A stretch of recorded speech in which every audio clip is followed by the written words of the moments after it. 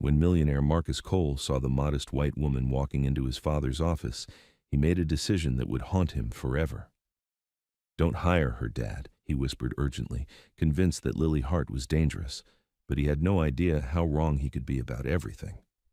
What Marcus didn't know was that this simple assistant would soon hold his father's life in her hands, exposing family secrets that would shatter his carefully controlled world. The woman he tried to destroy would become the one person standing between his family and complete ruin, forcing him to confront the shocking truth about love, trust, and the price of judging someone by their scars. But when Lily's dark past comes crawling back to claim her, will Marcus's newfound devotion be enough to protect the woman who saved everything he holds dear? If you're ready to dive into this emotional roller coaster of betrayal and redemption, hit subscribe and tell me what city you're watching from. I love connecting with viewers from around the world. The alarm clock buzzed at 5:30 in the morning. Lily Hart rolled over and stared at the cracked ceiling of her small bedroom. Today was the day. The interview that could change everything. She sat up slowly, careful not to wake her roommate Tasha in the next room. Their apartment was tiny, just 2 bedrooms, a kitchen barely big enough for one person, and a living room with a couch that had seen better days. But it was home. It was safe.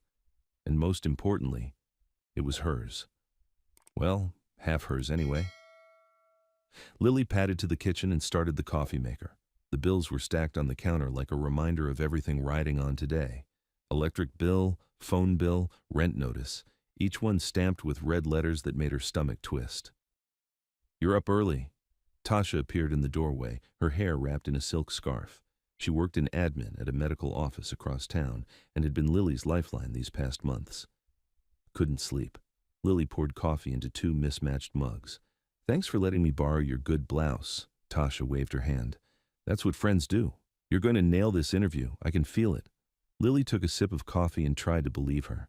6 months ago, she'd left everything behind. Her controlling ex-boyfriend, the apartment they shared, the job at his friend's company where she'd felt like she was walking on eggshells every day. She'd packed 2 suitcases and moved in with Tasha, promising herself she'd never let anyone make her feel small again. But independence was expensive. The temp jobs barely covered her half of the rent. She needed something stable, something real. "Samuel Cole seems like a good man," Tasha said, scrolling through her phone. "I looked him up last night. Built his company from nothing. Lost his wife a few years ago. Needs someone to help with his schedule and daily stuff." "Personal assistant to a millionaire." Lily shook her head. "I still can't believe I even got the interview." "Because you're good at what you do. Remember that." An hour later, Lily stood at the bus stop in downtown. She'd chosen her outfit carefully, Tasha's navy blouse, her own black slacks, and the only pair of dress shoes she owned. Simple, professional, nothing flashy. The city hummed around her as the bus pulled up. Office workers with their coffee cups and tired eyes, students with backpacks slung over their shoulders. Everyone had somewhere to be. Everyone belonged somewhere. Soon, she told herself, soon she'd belong somewhere too. The Coal Industries building was modest compared to the glass towers nearby. 8 stories of red brick with clean windows and a welcoming lobby. Lily checked her reflection in the glass doors before walking inside. "You must be Ms. Hart." The receptionist was a friendly Latino man with warm eyes and an easy smile. "I'm Noah. Mr. Cole is expecting you." "Thank you." Lily's voice came out steadier than she felt. "He's on the 3rd floor. Take the elevator up and turn right. He's picky about who he hires, but he's fair. Don't let the first impression fool you." As Lily waited for the elevator, she heard voices from across the lobby. A group of well-dressed people stood near the coffee shop in the corner. At the center was a tall black man in an expensive suit. His presence filled the space, confident, commanding, clearly someone important. He was handsome in a way that made her forget to breathe for a moment. Sharp jawline, broad shoulders, everything about him screaming success. Way out of her league, she thought, and looked away quickly. The elevator dinged and she stepped inside. As the doors started to close, she heard his voice carrying across the lobby. "Don't hire her, Dad. She looks dangerous." The words hit her like a punch to the stomach. Her hand flew to the elevator buttons, but it was too late. The doors had closed and she was rising toward the 3rd floor. Had he been talking about her? How could he know anything about her? They'd never even met. She touched the small scar above her left eyebrow, a reminder of the night she'd finally stood up to her ex, the night she'd learned what real fear felt like. But dangerous? Her? The elevator opened and she stood there for a moment, hands shaking slightly.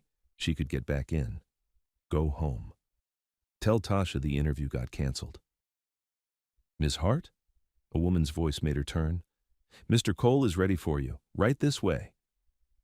Lily's feet moved forward, even as her mind raced. Maybe she'd heard wrong. Maybe he'd been talking about someone else. She couldn't let fear make her decisions anymore. Not today. Samuel Cole's office was warm and inviting. Nothing like the cold corporate spaces she'd imagined. Bookshelves lined one wall, filled with business books and family photos. A comfortable couch sat across from his desk. Plants by the window made the room feel alive. Samuel himself was exactly what Lily had expected. From his website photo. Early 60s, kind eyes, salt and pepper beard. He stood when she entered and offered his hand with a genuine smile. Ms. Hart, thank you for coming in. Please, have a seat. She sat across from his desk, trying to focus on his questions instead of the words echoing in her head. Dangerous. Don't hire her. I see you've had some gaps in your employment recently, Samuel said gently. Can you tell me about that? Lily took a breath. She'd practiced this answer. I left a situation that wasn't healthy for me. It took some time to get back on my feet. I've been doing temp work, but I'm ready for something stable now. He nodded without judgment. That takes courage. Starting over isn't easy. No, sir, but it's worth it. I need someone who can help me stay organized. My doctor says I need to slow down a bit, but my schedule seems to have other ideas. He slid a paper across the desk. This is a sample of what a typical week looks like. How would you reorganize this? Lily studied the schedule. Meetings back-to-back from 8 in the morning until 7 at night. No time for lunch, no breaks. She picked up a pen and started making changes. You need time to eat, she said, circling lunch hours.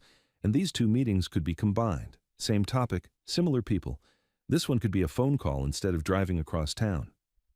Samuel watched her work, nodding occasionally. What about this evening event?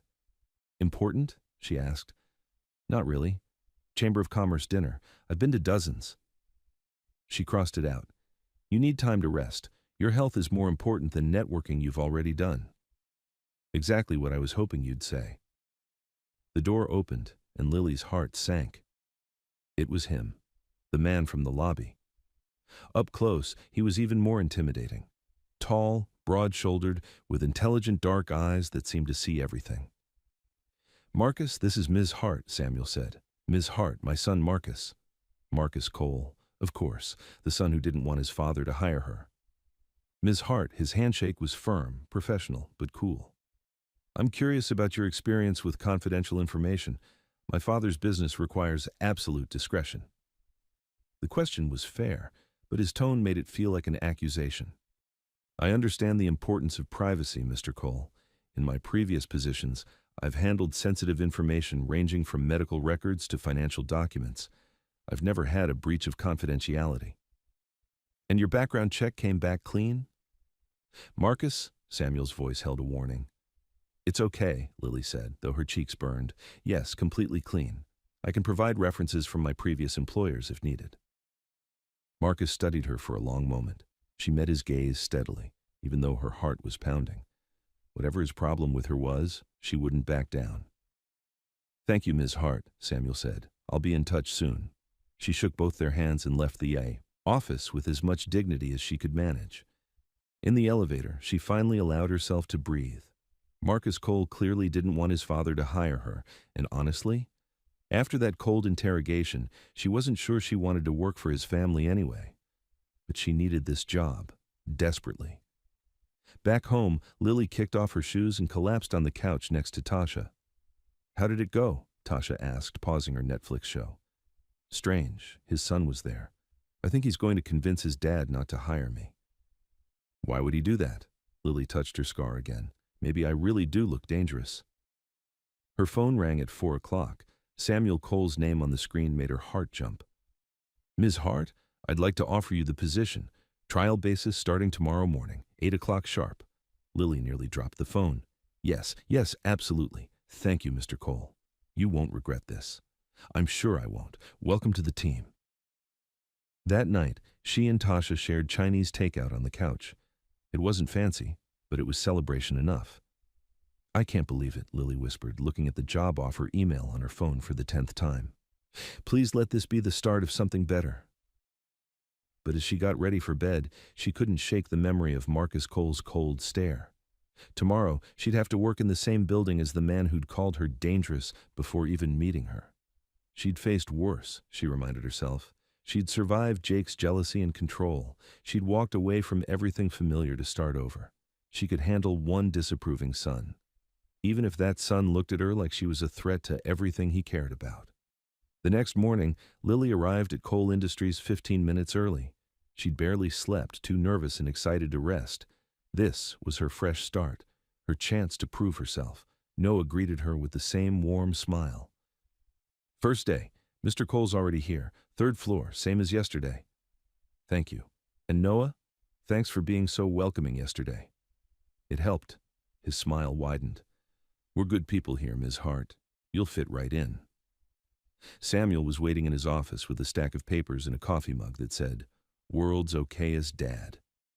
Ready to jump in? He asked. Absolutely. The morning flew by. Samuel walked her through his systems, introduced her to staff members, and explained his preferences. He was patient and kind, treating her like a valuable addition to his team instead of an inconvenience. Around 10:30, Marcus appeared in the doorway. Dad, we need to talk about the Henderson contract. Of course. Ms. Hart, could you give us a few minutes? Lily stepped into the hallway, but she couldn't help overhearing their conversation through the thin walls. She seems capable, Samuel was saying. It's too early to tell. Marcus's voice was tight. There's something about her I don't trust, the way she watches everything, and that scar. What happened? There? That's none of our business. Everything about the people around you is my business, Dad. After Mom died, you became too trusting, too willing to let people get close. Marcus, I'm serious. She gives me a bad feeling. If anything happens, if she takes advantage of you or steals information, that's on you. Lily pressed her back against the wall, feeling sick. She touched her scar self-consciously. It was small, barely noticeable unless someone was looking for flaws, but apparently, Marcus had been looking. When the office door opened, she pretended to be studying the company directory on the wall. Ms. Hart, Samuel called, could you come back in? Marcus was gone, but his presence still filled the room like a storm cloud. Is everything all right? Samuel asked, studying her face. Of course. What can I help you with next? But as the day went on, Lily felt Marcus's eyes on her whenever he was around. He didn't speak to her directly, but she caught him watching from doorways, listening to her phone conversations with vendors, checking the papers on her desk when she stepped away. It was like being back with Jake all over again, the constant scrutiny, the feeling that every move was being judged and found wanting. At lunch, she sat alone in the small break room, trying to eat a sandwich that tasted like cardboard. She'd thought this job would be her salvation. Instead, she'd walked into another situation where she felt hunted. Mind if I sit? Noah appeared with his lunch tray. Please? First day going okay? Lily nodded, not trusting her voice. Marcus giving you trouble? Noah's tone was casual, but his eyes were sharp. What do you mean? He's been prowling around here all morning like a cat looking for mice. Usually he's in his own office across town. Maybe he's just protective of his father. Maybe. Noah took a bite of his salad. For what it's worth, Samuel's been happier today than I've seen him in months. You're good for him. That afternoon, Lily organized Samuel's files while he made phone calls. She found herself falling into an easy rhythm, anticipating his needs, making small improvements to his systems. This was what she was good at. This was why she'd gotten the job. But when 5 o'clock came, she was exhausted. Not from the work, from the constant feeling of being under surveillance. Samuel noticed her gathering her things. How was your first day? Good, really good. Thank you for the opportunity, Mr. Cole. Samuel, please, and thank you. You've already made my day easier. As she waited for the elevator, Marcus appeared beside her. They rode down in tense silence, the air thick with unspoken accusations. Finally, he spoke. You seem competent. Thank you. The words came out sharper than she intended. My father likes you. I hope to earn that trust.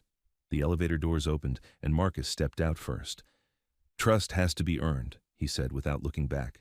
It's also easily lost. Lily watched him walk away, his expensive suit and confident stride making her feel small and out of place. She clutched her purse tighter and headed for the bus stop. Tomorrow would be better, she told herself. She just had to prove herself. Show Marcus Cole that his first impression was wrong. But as the bus carried her home through the evening traffic, she couldn't shake the feeling that no matter what she did, it would never be enough. Some people had already decided who she was before she even got the chance to show them. And Marcus Cole was definitely one of those people. By the end of her first week, Lily had found her groove. Samuel's schedule was running smoother, his files were organized, and he seemed more relaxed. She'd even convinced him to block out time for proper meals and a short walk each afternoon. You're a miracle worker, he told her Friday evening. I haven't felt this in control of my calendar in months. That's the goal, she said, filing the last of his correspondence. Have a good weekend, Samuel. You too, my dear. You've earned it. Lily was packing her desk when Marcus appeared. She was getting used to his sudden arrivals, like a storm you could feel coming but never quite predict. Working late? He asked. Just finishing up? She didn't look at him, focusing on organizing her papers. My father seems attached to you already. Something in his tone made her look up. Is that a problem? He gets attached easily, especially to people who seem to need help. Marcus leaned against her desk. It's not always wise. I'm not taking advantage of anyone, Mr. Cole. I never said you were. But his eyes said otherwise. Lily stood up, meeting his gaze directly. What exactly is your concern about me? For a moment, something flickered across his face. Surprise, maybe, that she'd confronted him directly. Most people probably didn't challenge Marcus Cole. My concern, he said slowly, is that my father is vulnerable. He's been through a lot, and he has a tendency to trust too quickly. And you think I'm here to hurt him? I think you're here for a paycheck. Nothing wrong with that. Just be honest about it. The accusation stung because it was partially true. She did need the money desperately, but that wasn't the only reason she cared about doing good work. I'm here for a paycheck, she said quietly. I need this job. But that doesn't mean I don't care about your father's well-being. I've reorganized his schedule to be healthier. I've saved him time and stress. How's that hurting him? Marcus studied her for a long moment. We'll see. He walked away, leaving Lily alone with her racing heart and shaking hands. She gathered her things quickly and headed for the elevator, desperate to escape the building and Marcus's suspicious presence. But in the elevator, she caught her reflection in the polished metal doors. Tired eyes, worried expression, the small scar above her eyebrow that marked her as somehow damaged goods. Maybe Marcus was right to be suspicious. Maybe she didn't belong in this world of expensive suits and family businesses. Maybe she was just a temp worker playing dress-up in borrowed clothes. The weekend passed slowly. Lily tried to enjoy her 2 days off, but Monday loomed large in her mind. She helped Tasha grocery shop, watched Netflix, and tried not to think about Marcus Cole's cold assessment of her motives. You're overthinking this, Tasha said Sunday night. So what if the son doesn't like you? You weren't hired to be his friend. You were hired to help his father. But family businesses are complicated. If Marcus really doesn't want me there, then he can fire you himself. Until then, do your job and let your work speak for itself. Monday morning, Lily arrived to find Samuel in an excellent mood. Perfect timing, he said. I've been thinking about that efficiency system you mentioned. Can you show me how it would work? They spent the morning restructuring his appointment system. Samuel was a quick learner, asking thoughtful questions and implementing her suggestions immediately. It was exactly the kind of work Lily loved, taking chaos and creating order. This is brilliant, Samuel said, reviewing the new calendar layout. You've essentially given me 2 extra hours in my day. That was the goal. I think this calls for a celebration. How about lunch at that new cafe downstairs? Lily hesitated. I usually just eat in the break room. Nonsense. You've earned a proper lunch. My treat. The cafe was busy with the lunch crowd, but they found a quiet table by the window. Samuel was easy company. Funny, interested in her opinions, treating her like a valued colleague instead of just an employee. "You mentioned you'd moved recently," he said over salad. "Are you settling in well?" "Yes, thank you. My roommate Tasha has been wonderful, very patient with my job search these past months." Job searches can be challenging, especially when you're starting fresh. There was no judgment in his voice, just understanding. Lily found herself relaxing for the first time all week. It was scary at first, she admitted, leaving everything behind. But sometimes you have to trust that things will work out. They usually do, sometimes in ways we don't expect. They were walking back to the building when Lily saw him. Jake. Her ex-boyfriend stood across the street, leaning against a lamppost, watching the cafe entrance. Her blood turned to ice. He was supposed to be in another state. He'd moved to Denver for work right before their breakup. What was he doing here? "Ms. Hart?" Samuel's voice seemed to come from far away. "Are you all right?" She blinked, realizing she'd stopped walking. Jake was gone, or maybe he'd never been there at all. Maybe her mind was playing tricks on her. "I'm sorry. I thought I saw someone I knew." But for the rest of the afternoon, she couldn't concentrate. Every time someone walked past the office windows, her head jerked up. Every phone call made her jump. Samuel noticed her distraction but didn't comment. That was the kind of man he was, observant but respectful of boundaries. At 4 o'clock, Marcus showed up for a scheduled meeting with his father. As he passed Lily's desk, he paused. "You seem jumpy today?" "I'm fine." His dark eyes studied her face. "You sure about that?" Before she could answer, Samuel called from his office. "Marcus, come in, son." But as Marcus walked away, Lily caught him glancing back at her. And for just a moment, his expression wasn't suspicious or cold. It was almost concerned, which was ridiculous, she told herself. Marcus Cole didn't care about her well-being. He was probably just filing away more evidence that she was unstable or unreliable. But when she looked out the window that evening before leaving, she checked the street carefully. No sign of Jake, no sign of anyone watching. She was being paranoid. Starting a new job was stressful. Her mind was manufacturing threats that weren't really there. Still, on the bus ride home, she kept checking over her shoulder. And when she got to her apartment, she locked the door behind her and closed all the curtains, just to be safe. Because the last thing she needed was for Marcus Cole to be right about her. The last thing any of them needed was for her past to follow her into their carefully ordered world. But as she lay in bed that night, staring at the ceiling, she couldn't shake the feeling that it already had. Tuesday morning started like any other. Lily arrived early, organized Samuel's files, and prepared his coffee the way he liked it, black with 1 sugar. She was getting comfortable with the routine, finding peace in the predictable tasks. Samuel seemed more energetic than usual. He had a big presentation that afternoon for potential investors, and despite his doctor's advice to slow down, Lily could see the excitement in his eyes. "This could be the breakthrough we've been waiting for," he told her as she reviewed his notes. "Clean energy storage systems for residential use. If we get this funding, we could change everything." "The presentation looks solid," Lily said, organizing his slides. "You've covered all the important points. Thanks to your help, you've made this so much clearer." He smiled warmly. "I don't know what I did without you." The comment made her chest tight with unexpected emotion. When was the last time someone had valued her contribution? Really valued it, not just tolerated it. At 10:30, Marcus arrived for his weekly check-in with his father. Lily had learned to recognize the sound of his footsteps in the hallway, confident, quick, purposeful. Today, he barely glanced at her as he passed her desk. "How's the presentation coming?" she heard him ask Samuel. "Excellent. Ms. Hart helped me restructure the whole thing. Much more. Compelling now." There was a pause. "That's good."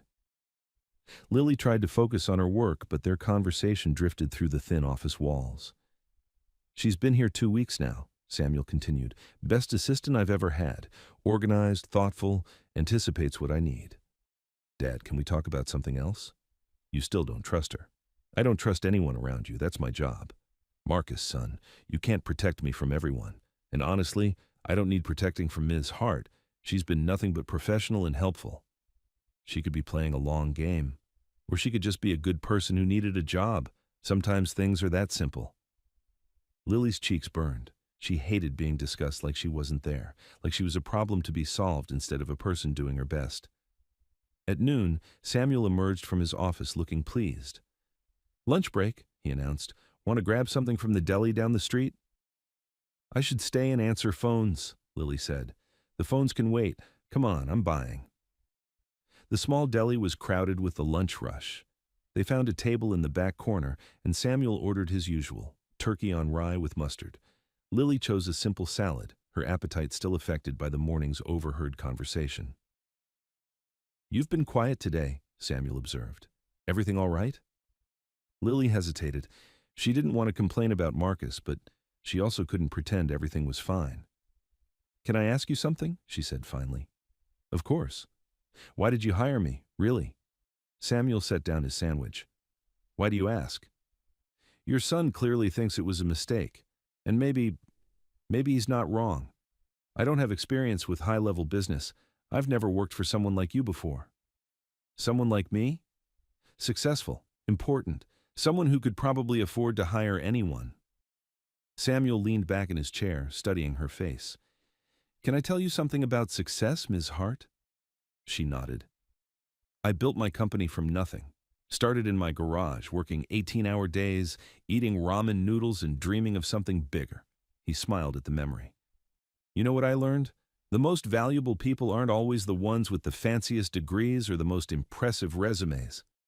"Then what makes them valuable?" "They care. They pay attention to details. They make the people around them better." He picked up his sandwich again. "That's exactly what you do." "Marcus doesn't see it that way." "Marcus has been hurt before, in business and in his personal life. It's made him suspicious of new people, especially women who get close to our family." Lily felt a stab of curiosity about Marcus's past, but she pushed it aside. It wasn't her business. "He's just protecting you," she said. "He's protecting himself. But that's his journey to figure out, not yours. Don't let his fear stop you from being who you are." They finished lunch in comfortable conversation, Samuel sharing stories about building his business and asking Lily about her own dreams. She found herself opening up more than she'd intended, telling him about her love of organization and her hope to maybe take business classes someday. "You should," he said firmly. "I'll help you research programs. Consider it a professional development investment." Walking back to the office, Lily felt lighter than she had in weeks. Maybe she did belong here. Maybe Marcus would eventually see that she wasn't a threat. Back at the office, Samuel dove into final preparations for his afternoon presentation. Lily helped him practice his talking points and made sure all his materials were organized. "You're going to do great," she told him as he gathered his laptop and presentation notes. "Thanks to you." He patted her shoulder gently. "I'll be back around 4. Hold down the fort." The office felt quiet, with Samuel gone. Lily used the time to catch up on filing and return phone calls. Around 2 o'clock, she noticed Marcus hadn't left the building yet. His meeting with Samuel had ended hours ago, but she could see him through the glass doors of the conference room, talking on his phone. She tried not to watch him, but it was hard to ignore his presence.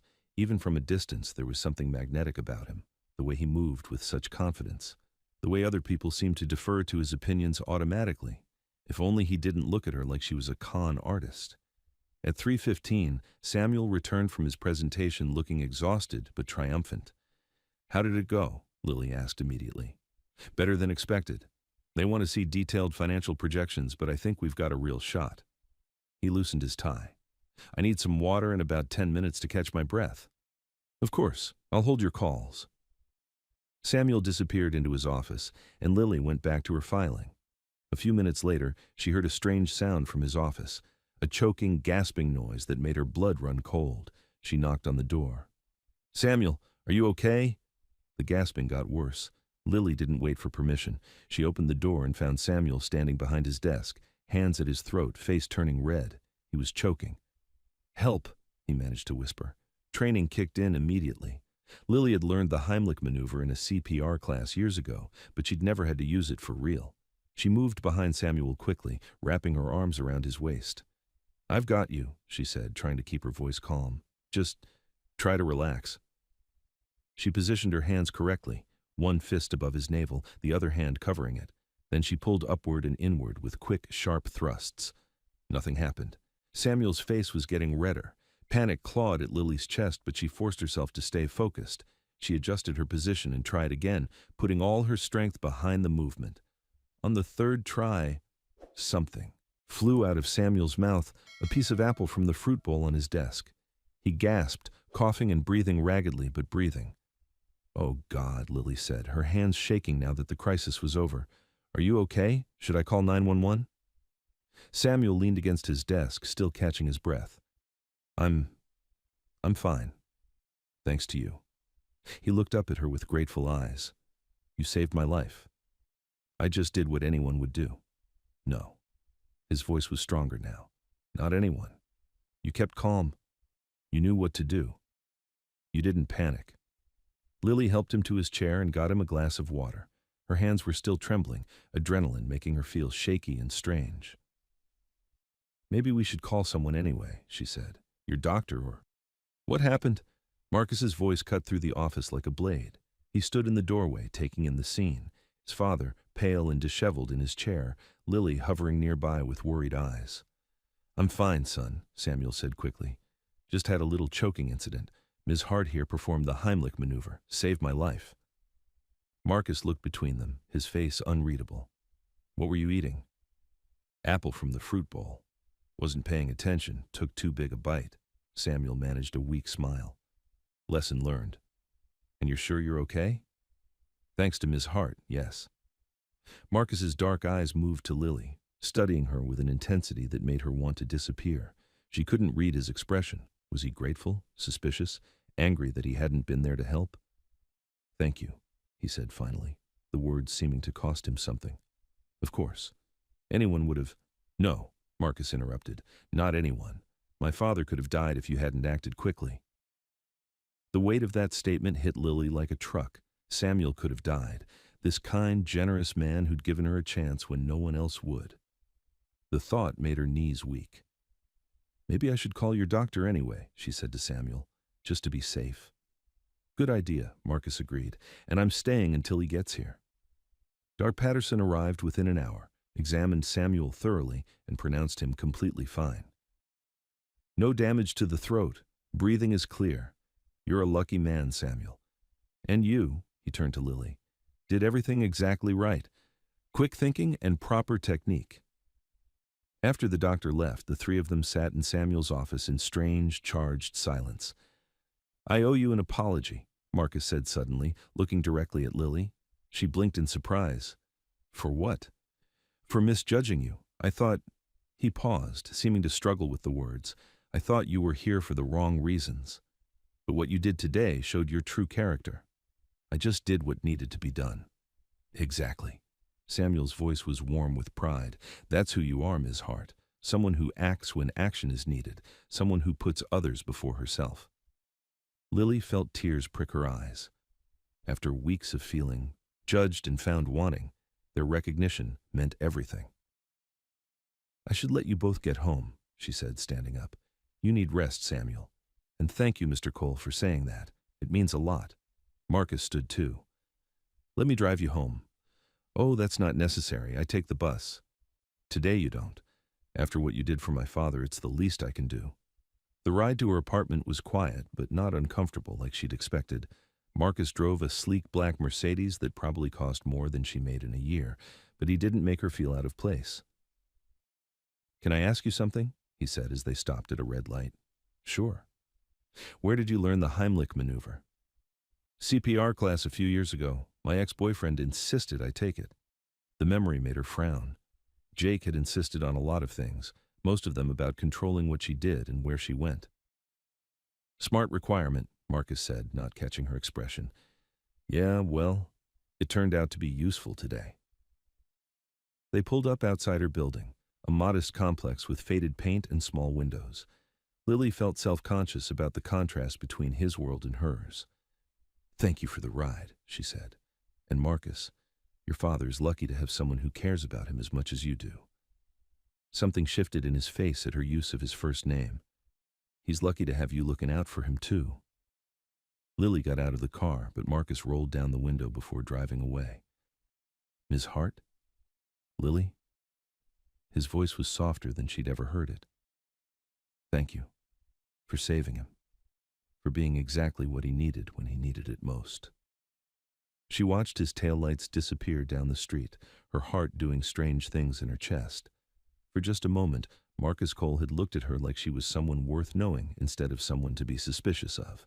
Maybe, just maybe, things were finally starting to change.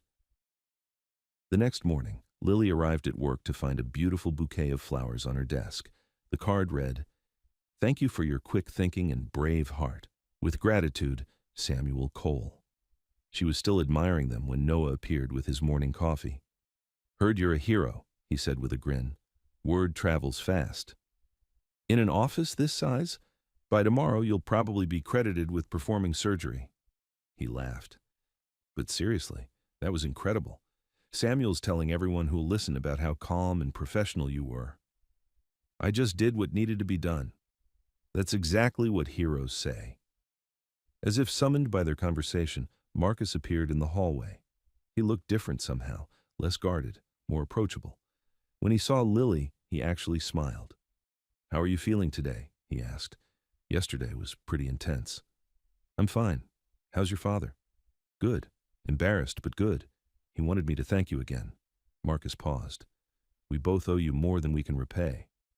"You don't owe me anything. I'm just glad I was there."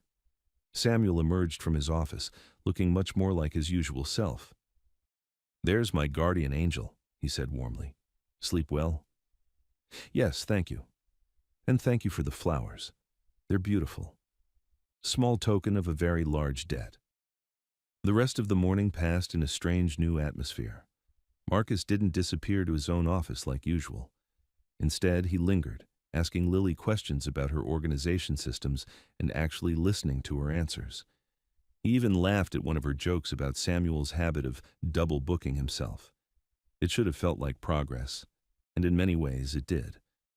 But Lily couldn't shake the feeling that she was being studied again, just for different reasons now. Around 11, her phone buzzed with a text from an unknown number.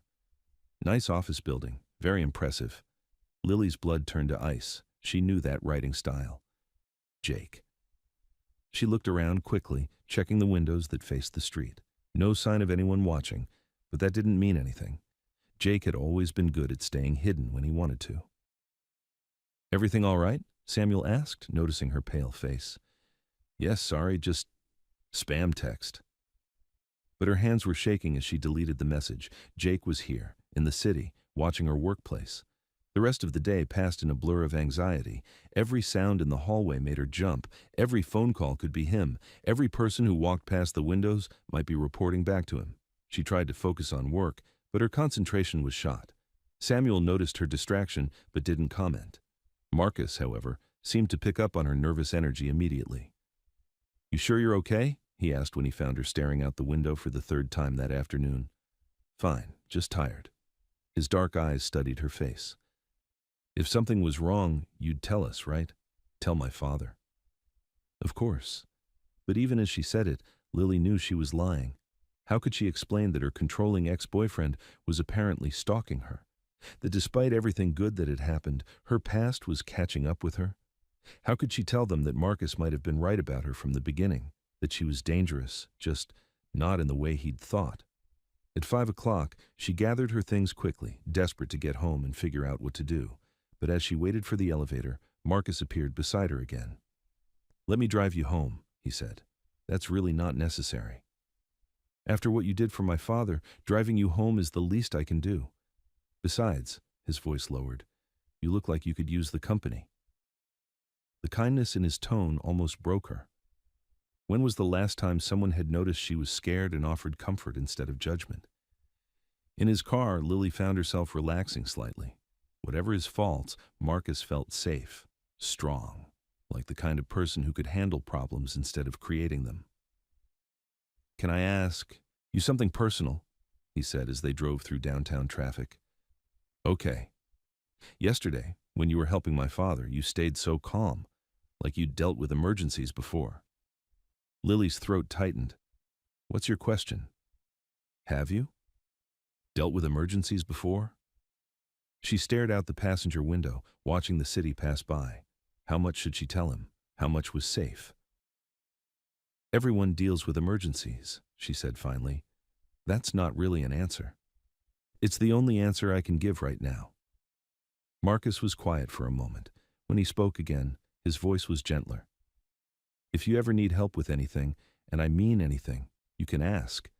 My father cares about you, which means I care about your well-being too." The offer was so unexpected, so generous after weeks of suspicion, that Lily felt tears prick her eyes. "Thank you," she whispered. "I mean it, Lily. Don't try to handle everything alone." But as he dropped her off at her building, Lily knew she would have to handle this alone, because involving Marcus and Samuel in her problems with Jake would only put them in danger. And after everything they'd given her, the job, the trust, the chance to start over, she wouldn't let her past destroy their lives too, even if it meant losing everything she'd just started to build. That evening, Lily sat on her couch with her phone in her hands, staring at Jake's message.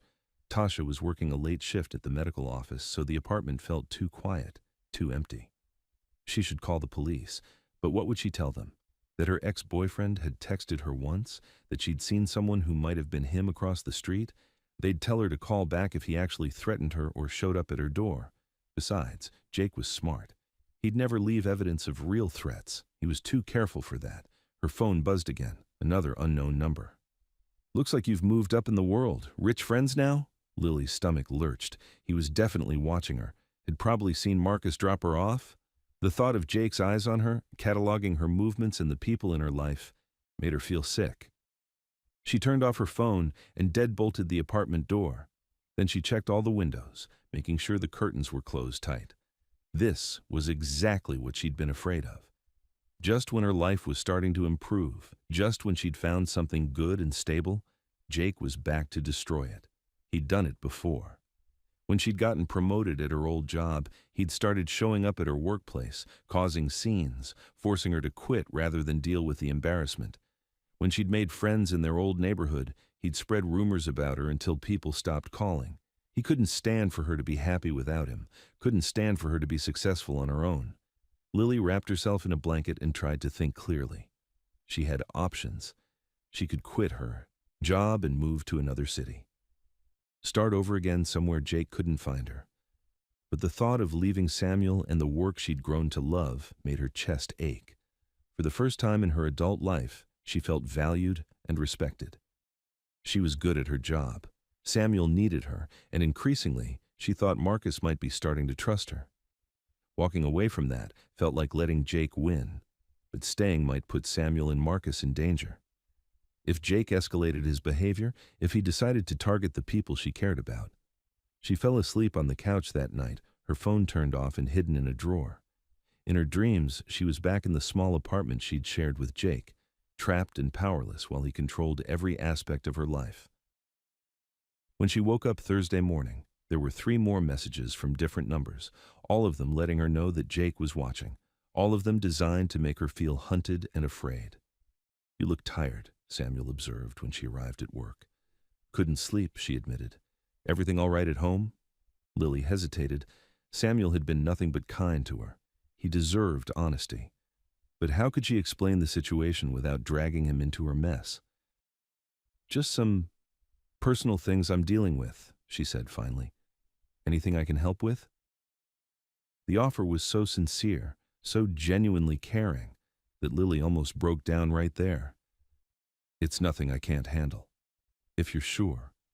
But remember, you don't have to handle everything alone."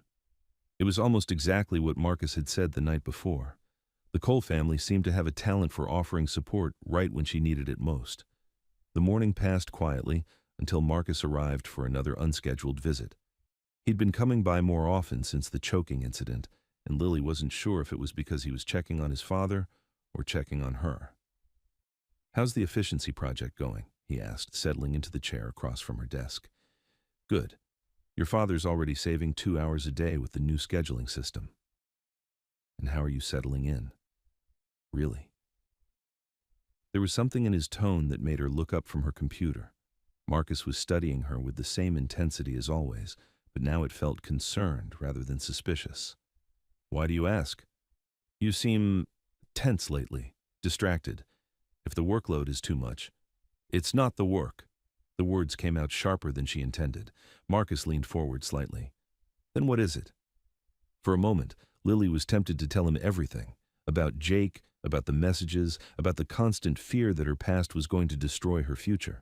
Marcus looked like the kind of man who solved problems, who protected the people he cared about. But she couldn't drag him into this, not when she was just starting to earn his trust. Personal stuff, she said, forcing a smile. Nothing that affects my work here. Lily, his voice was gentler than she'd ever heard it. After what you did for my father, you're not just an employee anymore. You're important to this family. If someone is bothering you or making you feel unsafe. Her phone buzzed on the desk. Another message, another reminder that Jake was out there, waiting. Marcus noticed her flinch at the sound. Who keeps texting you? No one important, but when her phone buzzed again immediately, Marcus's expression hardened. Lily, if someone is harassing you, I can handle it. You shouldn't have to handle it alone. The kindness in his voice almost broke her resolve. When was the last time someone had wanted to protect her instead of control her? When was the last time she'd felt like she could lean on someone strong enough to help? It's complicated, she whispered. Most important things are. Before she could respond, Samuel emerged from his office with a worried expression. Lily, there's a man downstairs asking for you. Says he's a friend from your old neighborhood. Noah wasn't sure if he should send him up. Lily's blood turned to ice. Jake had found her. He was here in the building, probably charming his way past security with the same smile that had fooled her for 2 years. What's his name? Marcus asked sharply, clearly picking up on Lily's panic. Jake something, Samuel said. Noah said he seemed persistent. I have to go, Lily said, standing up quickly. Her hands were shaking, her breathing shallow. I'm sorry, I have to. You're not going anywhere. Marcus stood too, his voice firm. Not until you tell us what's going on. Marcus is right, Samuel added gently. If this man is making you uncomfortable, we need to know. Lily looked between them, Samuel's kind, worried face and Marcus's determined expression. These were good men, strong men, men who would try to protect her if she asked. But they didn't understand what Jake was capable of. They didn't know how he could twist situations, manipulate people, make himself look like the victim while destroying everyone around him. He's my ex-boyfriend, she said finally. I left him 6 months ago. He's not supposed to be here. The look that passed between Samuel and Marcus was loaded with understanding and concern. Has he threatened you? Marcus asked. Not exactly, but he doesn't like me being independent. When I try to build a life without him, he finds ways to destroy it. Not this time, Samuel said firmly. Not on my watch. You don't understand. Jake is good at making himself look like the reasonable one. He'll charm you, make you think I'm overreacting or unstable. Lily, Marcus's voice cut through her rising panic. Look at me. She met his dark eyes, seeing strength and determination there. No one is going to hurt you while you're under our protection. Do you understand me? No one.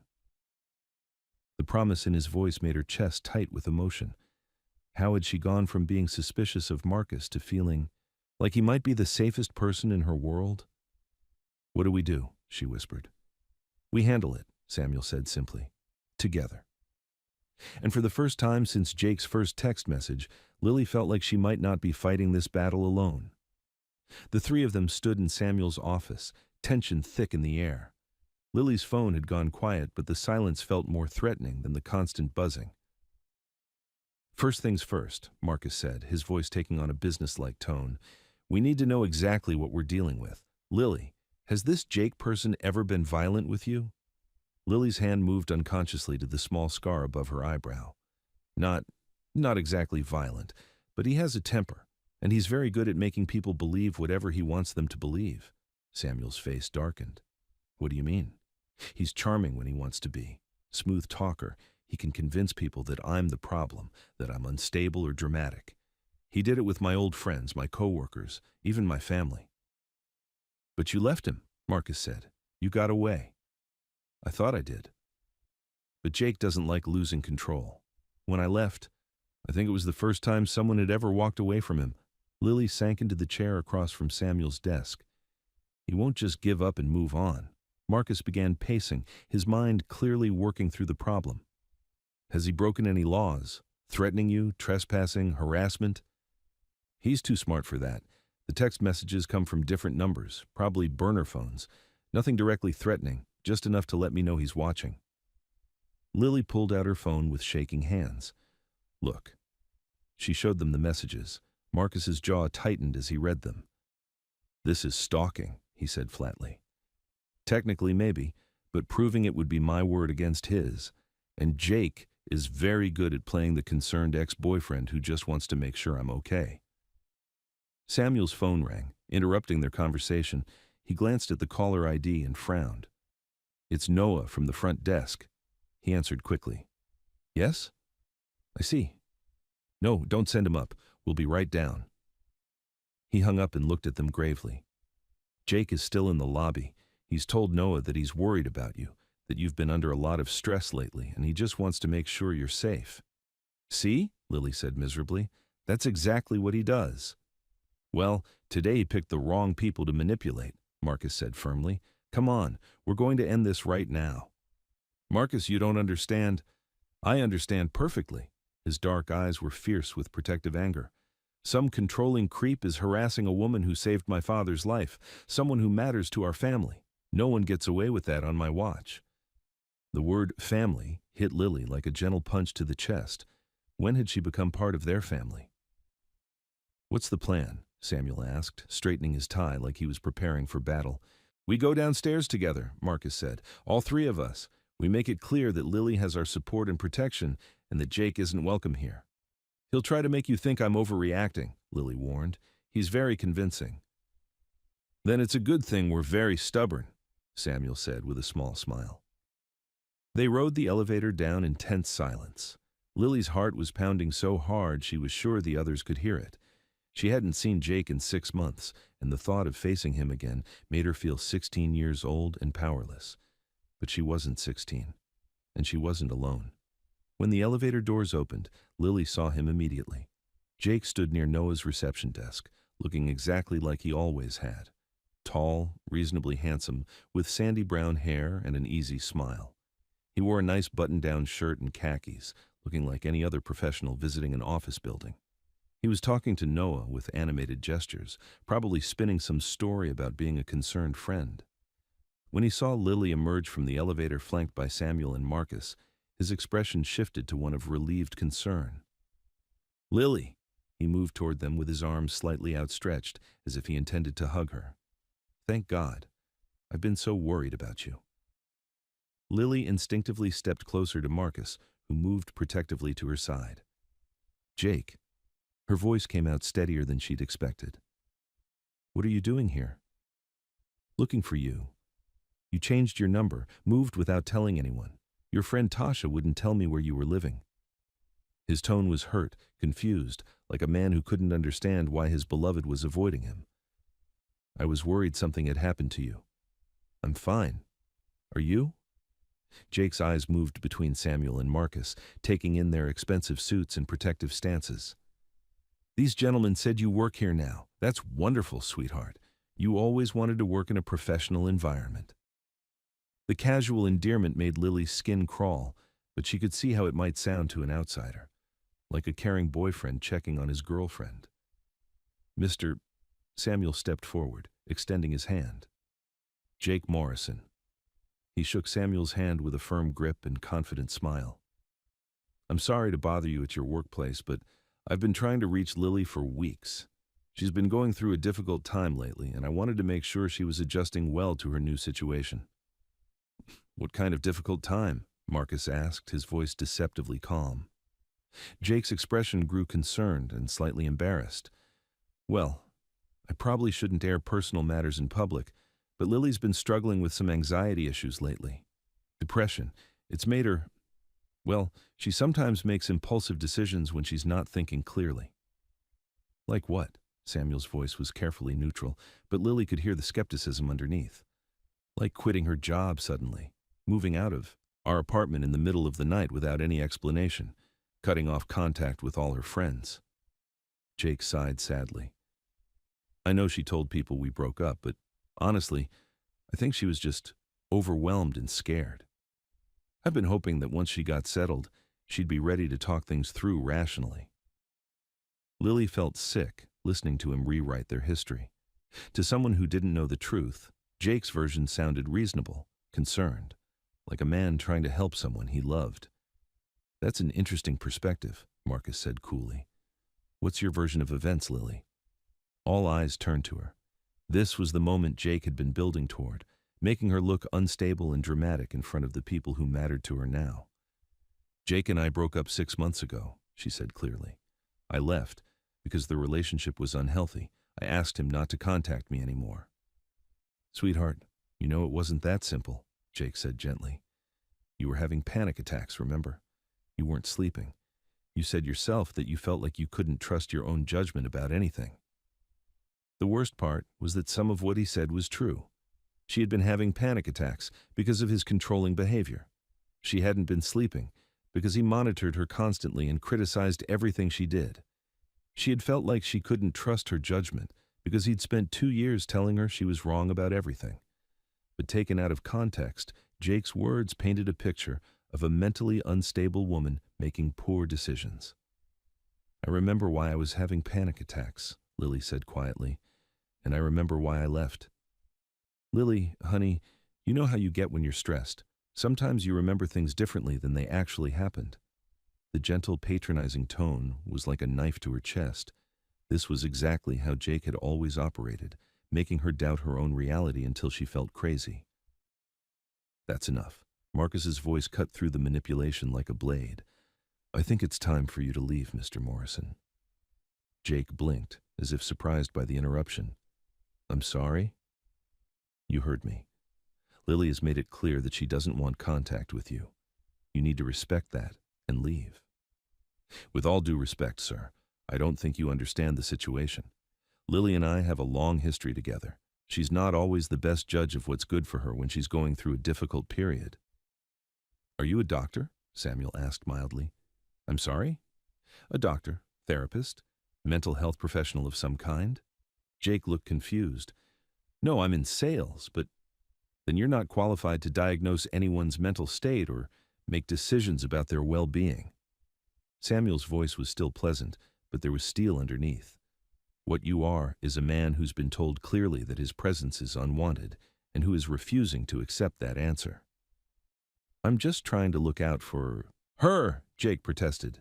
Lily can be very trusting. Sometimes people take advantage of that. His eyes moved meaningfully to Marcus and Samuel, the implication clear. He was suggesting that they were the ones manipulating Lily, not him. You're absolutely right, Marcus said smoothly. Lily is trusting, kind-hearted, generous with her care and concern for others, which makes it even more disgusting when someone tries to manipulate those qualities for their own benefit. The temperature in the lobby seemed to drop 10 degrees. Jake's charming mask slipped slightly. I'm not sure I appreciate your tone, he said. And I don't appreciate men who harass women under the guise of concern, Marcus replied. So I guess we're even. Jake turned back to Lily, his expression shifting to wounded confusion. Lily, please, just talk to me for 5 minutes. Alone. Let me explain. No. The word came out stronger than Lily had expected. I don't want to talk to you, Jake. I don't want you here. I want you to leave me alone. You don't mean that. Yes, I do. You're just scared. These people are putting ideas in your head, making you think. The only person who ever put ideas in my head was you, Lily said, finding her voice and her strength. For 2 years, you told me I was too sensitive, too emotional, too stupid to make my own decisions. You made me doubt everything about myself until I barely recognized who I was. Jake's eyes widened in apparent shock. Lily, that's not what happened. You know I've always supported you. You supported the version of me that did whatever you wanted, the version that never disagreed with you or had opinions of her own.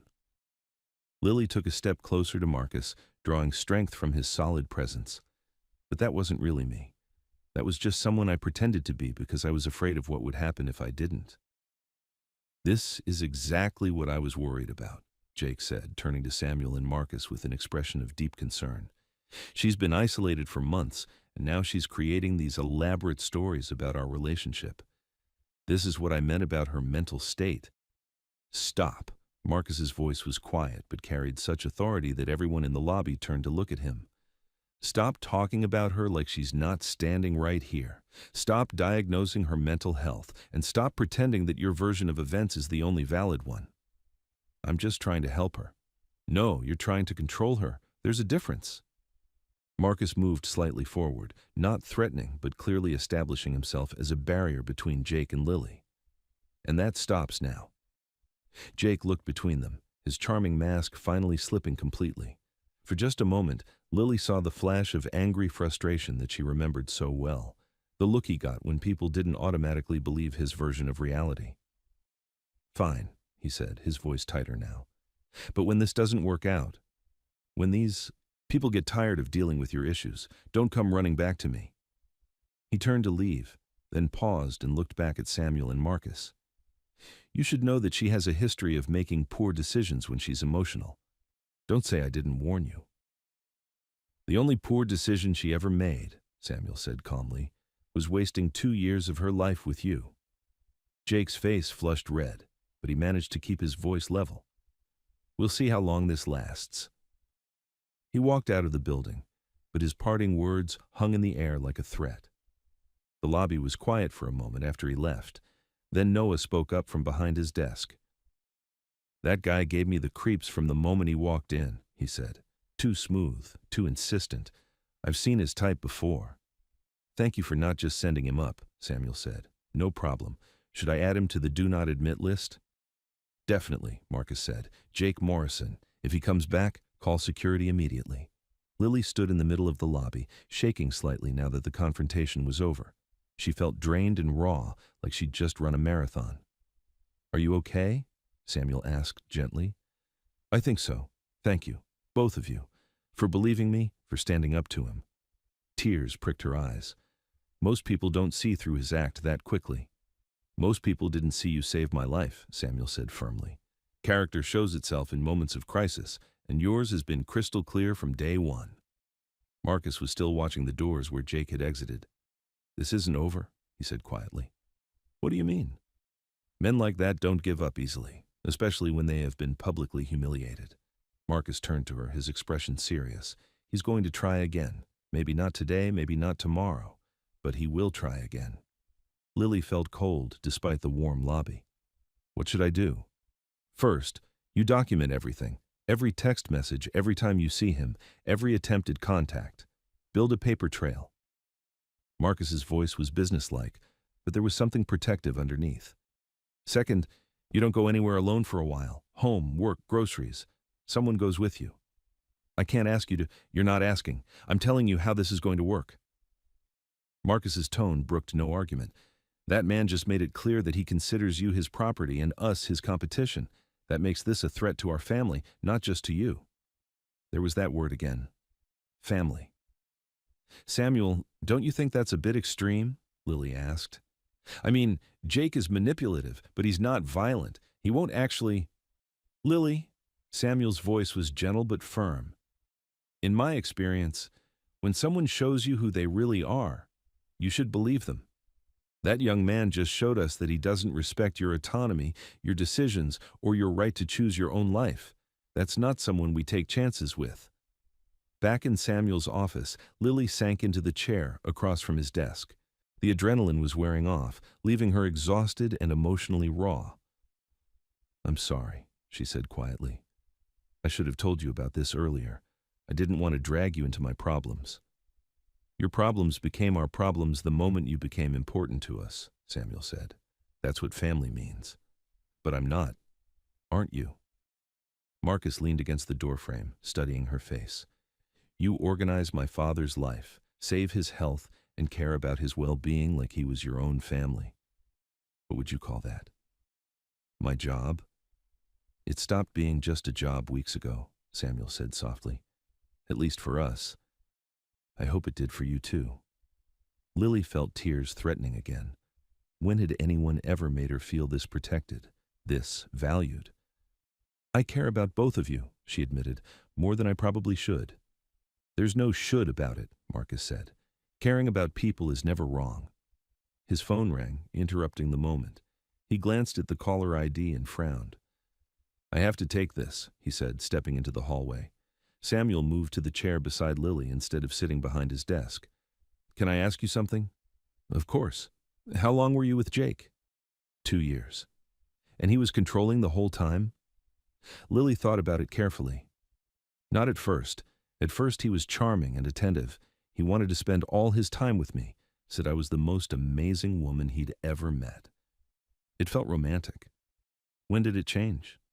"Gradually. So slowly I didn't notice until it was too late."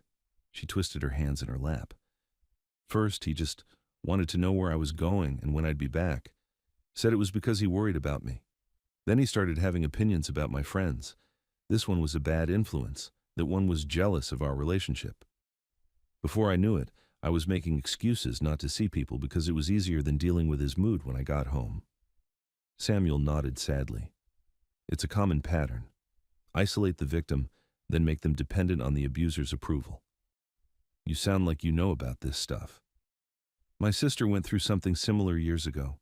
It took her a long time to recognize what was happening, and even longer to find the courage to leave." Samuel's expression was gentle but serious. "The important thing is that you did leave. That took tremendous strength. It didn't feel strong. It felt like running away.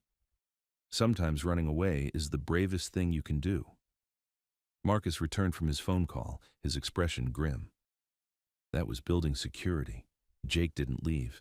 He's been sitting in his car across the street for the past 20 minutes. Lily's stomach dropped. "He's waiting for me to come out." "Which is exactly why you're not going home alone today," Marcus said. "I'm driving you, and I'm going to have a conversation with your roommate about keeping the doors locked and being aware of who's around the building." "Marcus, you can't just—" "Yes, I can, and I will." His tone was final. "Lily, I need you to understand something. After what you did for my father, there is nothing I wouldn't do to protect you. Nothing." The intensity in his voice made her heart do strange things. When had Marcus gone from seeing her as a threat to someone worth protecting? "Why?" she asked quietly. "Because you matter," he said simply. "To him, to me, to this family." Samuel smiled at his son with obvious pride. "I think what Marcus is trying to say is that we care about you, my dear. And when you care about someone, you protect them. But what if Jake escalates? What if he tries to hurt you or damage your business because of me? Then we'll handle that too," Marcus said firmly. "But we don't abandon people we care about because of what someone else might do." Lily looked between them, Samuel's kind, paternal concern and Marcus's fierce protectiveness. 6 months ago, she'd been isolated and afraid, convinced that she was too damaged to be worth anyone's care. Now she was sitting in an office with 2 men who were willing to stand between her and danger, simply because she mattered to them. "I don't know how to thank you," she whispered. "You already have," Samuel said. "Every day you walk through that door and make our lives better. That's thanks enough." Marcus checked his watch. "It's almost 5. Let's get you home safely." As they prepared to leave, Lily felt something shifting inside her. For the first time in years, she felt like she had allies, people who saw her worth and were willing to fight for her. Jake might not be finished with his games, but this time, she wouldn't be facing them alone. And maybe, just maybe, that would make all the difference. The drive to Lily's apartment was quiet, but not uncomfortable. Marcus kept checking his mirrors, making sure Jake wasn't following them. His vigilance should have made Lily more nervous, but instead, it made her feel protected. "Can I ask you something?" she said as they stopped at a red light. "Sure." "Why did you change your mind about me?" Marcus was quiet for so long that Lily thought he might not answer. When he finally spoke, his voice was thoughtful. "I didn't change my mind about you.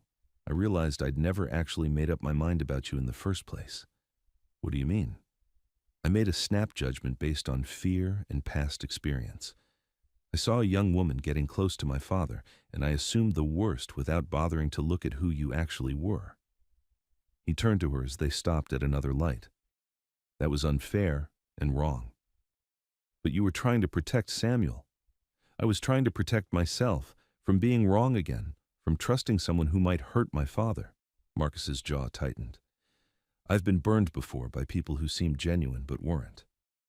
Lily thought about what Samuel had mentioned, that Marcus had been hurt in business in his personal life. What happened? My last serious relationship was with a woman named Jenna. Beautiful, smart, successful. We dated for almost a year, and I thought we had a future together. What changed?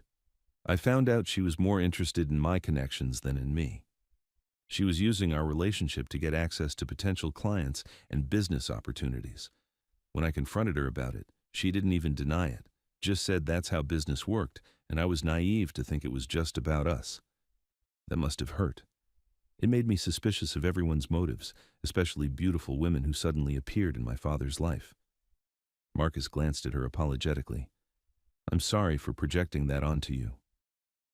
They pulled up outside Lily's building, but Marcus made no move to get out of the car. For what it's worth, Lily said quietly, I understand being suspicious. When you've been hurt by someone's manipulation, it's hard to trust new people.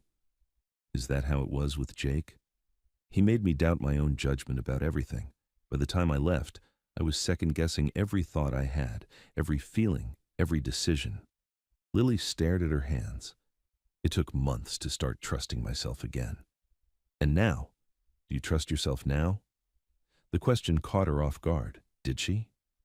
When Jake had been spinning his lies in the lobby, she'd felt that old familiar doubt creeping in. But this time, she'd had Marcus and Samuel standing beside her, believing her version of events. I'm learning to, she said honestly. Marcus nodded approvingly. Good. Because from where I stand, your judgment is excellent. You saw exactly what my father needed and provided it. You acted quickly and competently when he was in crisis, and you recognized that Jake was toxic and had the courage to leave him. You make me sound much braver than I feel. Bravery isn't the absence of fear, Lily. It's doing the right thing despite the fear. They sat in comfortable silence for a moment. Then Marcus spoke again. I need to ask you something, and I want you to be completely honest. Okay? Do you feel safe in your apartment? If Jake knows where you work, he probably knows where you live. Lily's stomach clenched. She hadn't thought about that. I don't know. Maybe? That's not good enough. Marcus pulled out his phone. I'm calling a security company I know. They can install better locks, maybe a camera for your front door. Marcus, I can't afford. You're not paying for it. Consider it a job benefit. That's not necessary. Yes, it is. His voice was firm but not unkind. Lily, you saved my father's life. Even if that hadn't happened, you've become important to our family. Protecting you isn't charity. It's investment in someone we care about. The word investment should have bothered her, but coming from Marcus, it felt different, like he was investing in her as a person, not using her for something. Let me ask you this, he continued. If the situation were reversed, if I was being stalked by an ex and you had the means to help me feel safer, would you? Of course. Then why is it different when it's you who needs help? Lily didn't have a good answer for that. She'd spent so long taking care of herself that accepting help felt foreign and frightening. I'm not used to people wanting to help me, she admitted. Well, get used to it. Because as long as you're part of this family, we look out for each other. Tasha was waiting in the apartment when Lily walked in, her face tight with worry. I've been calling you for an hour, she said. Some guy came by looking for you, said he was an old friend, but something felt off about him. Jake found you, Marcus asked sharply from behind Lily. Tasha's eyes widened at the sight of the tall, well-dressed man in their tiny living room. And you are? Marcus Cole. I work with Lily. He extended his hand politely. And you're right to be suspicious of anyone claiming to be her friend. The man who came by is her ex-boyfriend, and he's been harassing her. Jake's here? In the city? Tasha's expression shifted from confusion to concern. Lily, why didn't you tell me? I didn't want to worry you, and I hoped he'd just give up and go away. Men like Jake don't give up, Marcus said grimly. They escalate, which is why we need to talk about security. For the next hour, Marcus transformed from the suspicious businessman Lily had first met into someone completely different, protective, thorough, and surprisingly gentle as he helped her and Tasha understand the seriousness of the situation. He arranged for a security company to install better locks and a camera system. He programmed his number into both their phones with instructions to call immediately if they saw Jake or anything suspicious. He even convinced Tasha to vary her work schedule for a few days, just in case Jake was watching the building. "You don't have to do all this," Lily said as he prepared to leave. "Yes, I do." Marcus paused at the door, studying her face. "Lily, can I tell you something?" "Sure." "When I first saw you at that interview, I was wrong about a lot of things, but I was right about one thing." "What's that?" "You are dangerous," he said with a small smile. "Just not in the way I thought." "What do you mean?" "You're dangerous to anyone who underestimates you, anyone who thinks they can control or manipulate you, anyone who tries to hurt the people you care about." His expression grew serious. "Jake underestimated you when he thought you'd never leave him. He's underestimating you now if he thinks you'll come back just because he's making your life difficult." "And you?" "I underestimated how much I'd come to care about your safety and happiness," Marcus said quietly. "But I'm learning." After he left, Lily sat on her couch with Tasha, trying to process everything that had happened. "Okay," Tasha said finally. "First of all, that man is gorgeous, and clearly smitten with you. Marcus, we work together. He's just being protective because I saved his father's life. Honey, no man arranges security upgrades for a casual work acquaintance. That man is invested in you." "You think?" "I think you've been so focused on surviving Jake's manipulation that you've forgotten what genuine care looks like." Tasha settled back into the couch cushions. "The question is, how do you feel about him?" Lily thought about it honestly. How did she feel about Marcus? He was handsome, successful, clearly intelligent. But more than that, he made her feel safe in a way she'd never experienced before. Not controlled or managed, just protected. "I think I could fall for him," she admitted quietly, "if I let myself." "So why don't you?" "Because what if I'm just replacing one complicated situation with another? What if I'm just drawn to him because he makes me feel safe? And that's not the same as real love? And what if it is real love, and you're too scared to recognize it?" Lily didn't have an answer for that. But as she fell asleep that night in her more secure apartment, she found herself thinking about the way Marcus had looked at her when he said she was dangerous. Like, maybe for the first time in her life, being dangerous was exactly what she was supposed to be. The next few weeks passed in a strange kind of peace. The security upgrades Marcus had arranged made Lily feel safer in her apartment, and Jake seemed to have disappeared as suddenly as he'd appeared. No more text messages, no more sightings across the street from the office building. Maybe he'd finally given up. Lily threw herself into her work with Samuel, fine-tuning his schedule and helping him prepare for the follow-up meetings with the potential investors. The clean energy project was moving forward, and Samuel's excitement was infectious. "You've been invaluable with this presentation," he told her one Thursday afternoon. "I don't think I could have organized all these technical details without you." "That's what I'm here for," Lily said, but Samuel's praise still warmed her chest. Marcus had been coming by the office more frequently since the Jake incident. Officially, he said it was to check on the investor meetings and coordinate with Samuel on business matters. But Lily noticed he always seemed to find excuses to talk with her too. "How are you settling in?" he'd ask. Or, "Any problems with the new security system?" Or sometimes just, "You look nice today." The last one always made her cheeks warm in a way that probably wasn't entirely professional. "I think he likes you," Noah observed one morning when Marcus lingered by Lily's desk to discuss weekend security patrol schedules that probably didn't need quite that much discussion. "He's just being protective because of Jake," Lily said, but even she was starting to wonder if there might be more to it. The truth was, she was starting to look forward to Marcus's visits more than she probably should. He was different from the suspicious cold man she'd first met, warmer, funnier than she'd expected. And when he smiled at her, really smiled, not just polite politeness, it made her heart do things that definitely weren't appropriate for the workplace. But she was also terrified of misreading the situation. What if his attention really was just protective concern? What if she was projecting feelings that weren't there because she was grateful for his help? The last thing she wanted was to make things awkward between them, or, worse, jeopardize her job by assuming something that wasn't real. Everything changed on a rainy Friday in early November. Lily was filing invoices when she heard hushed voices in the hallway. She tried to ignore them, but her name kept floating through the conversation. Ed saw her push him down. Timing is very suspicious. Convenient that she was the only one there. Lily's blood ran cold. She crept closer to her office door, straining to hear more clearly. I'm just saying, a woman's voice continued. First she shows up out of nowhere, then Samuel has this choking incident, and suddenly she's the hero? It seems a little too perfect. Rachel, that's a terrible thing to suggest, Noah's voice protested.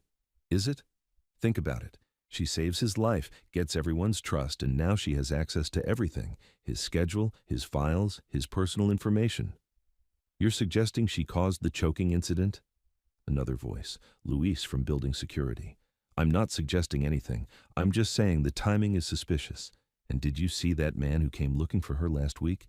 He seemed genuinely concerned about her, said she'd been making poor decisions lately.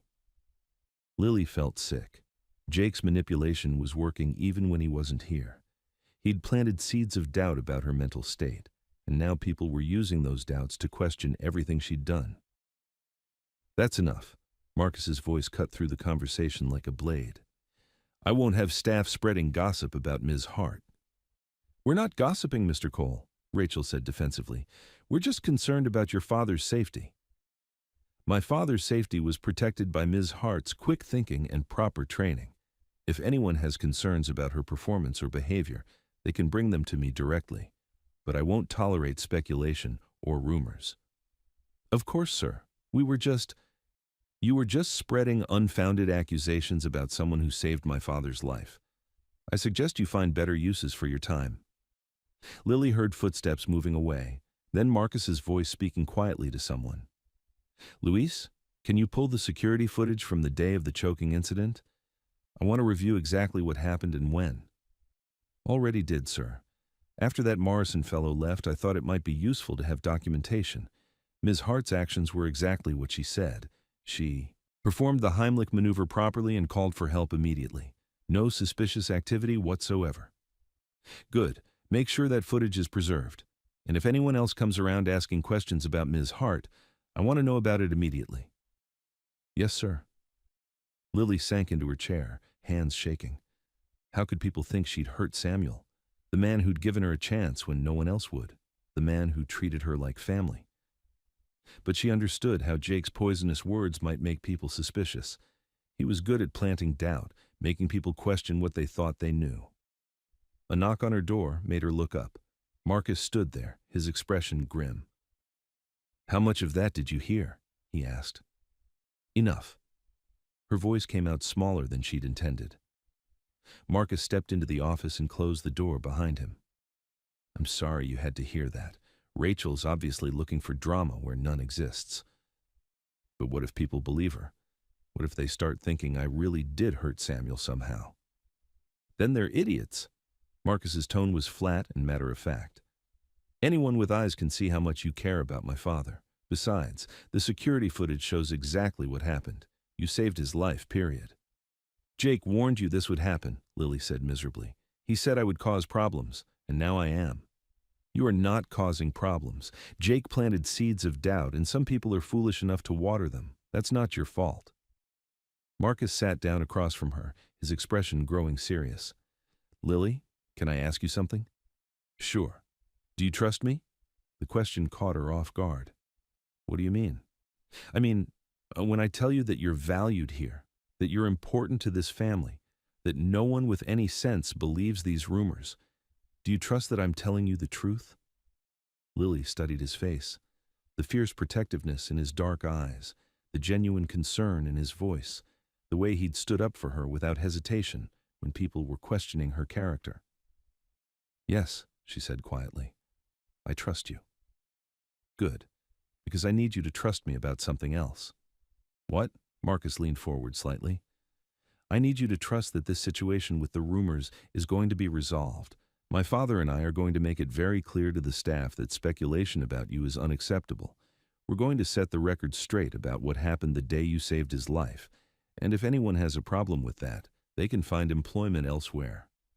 You can't fire people for having opinions. I can fire people for creating a hostile work environment, for spreading unfounded rumors about a colleague, for making someone feel unwelcome because they don't like the fact that she's become important to this family. That word again. Family. Marcus, what if they're right to be suspicious? What if I am just some damaged woman who brings trouble wherever she goes? Stop! His voice was sharp enough to cut through her spiraling thoughts. Listen to me very carefully. You are not damaged. You are not trouble.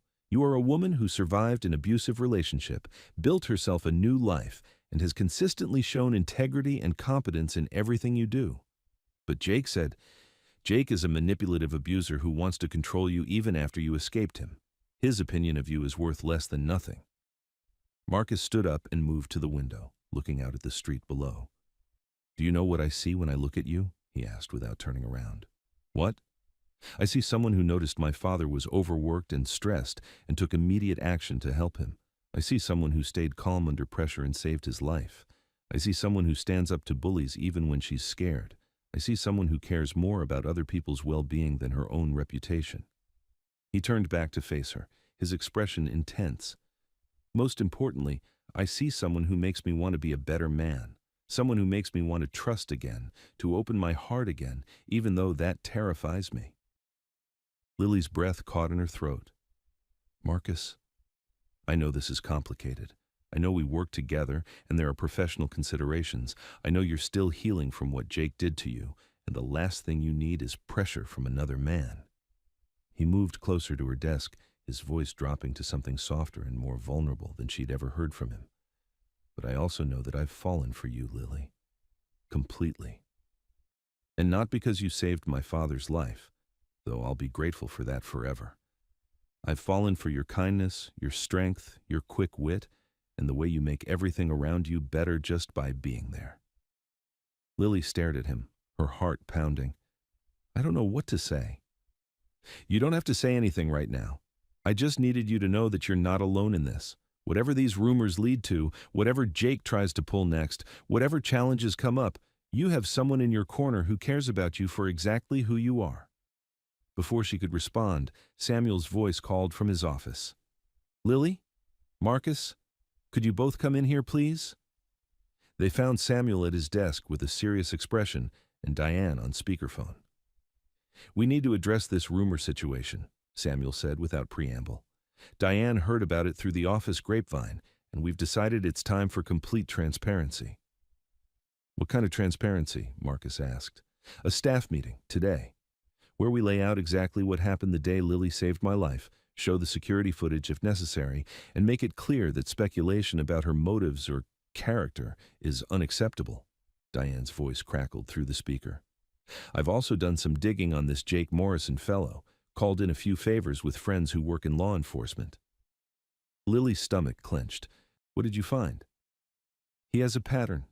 2 previous girlfriends filed restraining orders against him for stalking and harassment. Both cases were dropped when the women moved out of state. He's done this before, Marcus said grimly. Multiple times. And get this, he was fired from his last job for harassing a female coworker who rejected his advances. The company paid a settlement to avoid a lawsuit. Samuel shook his head sadly. So when he came here talking about Lily's mental health and poor decision-making, he was projecting his own issues onto her. Classic abuser behavior, Diane agreed. Make the victim look unstable while presenting yourself as the reasonable, concerned party. What do we do with this information? Lily asked. We use it to protect you, Marcus said firmly. If Jake shows up again, if he tries to discredit you or manipulate the situation, we have documentation of his pattern of behavior.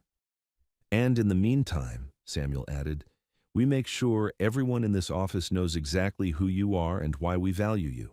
No more whispers in hallways, no more doubt about your character. The staff meeting was scheduled for 4 o'clock that afternoon. Lily spent the intervening hours in a state of nervous anticipation. Part of her was grateful that Samuel and Marcus were taking such a strong stand in her defense, but another part of her was terrified that the meeting would only make things worse. What if the security footage wasn't as clear as Louise thought? What if people still had doubts? What if this whole situation just drew more attention to her complicated past? At 3:50, Marcus appeared at her desk. Ready? he asked gently. No, but I don't think I'll ever be ready for this kind of thing. That's okay. You don't have to be ready. You just have to be yourself. They walked to the conference room together, where most of the office staff had already gathered. Lily recognized faces from around the building: Noah from reception, Rachel from accounting, Luis from security, and several others she'd met in passing. Samuel stood at the front of the room, looking every inch the respected businessman who'd built a successful company from nothing. Thank you all for coming, he began.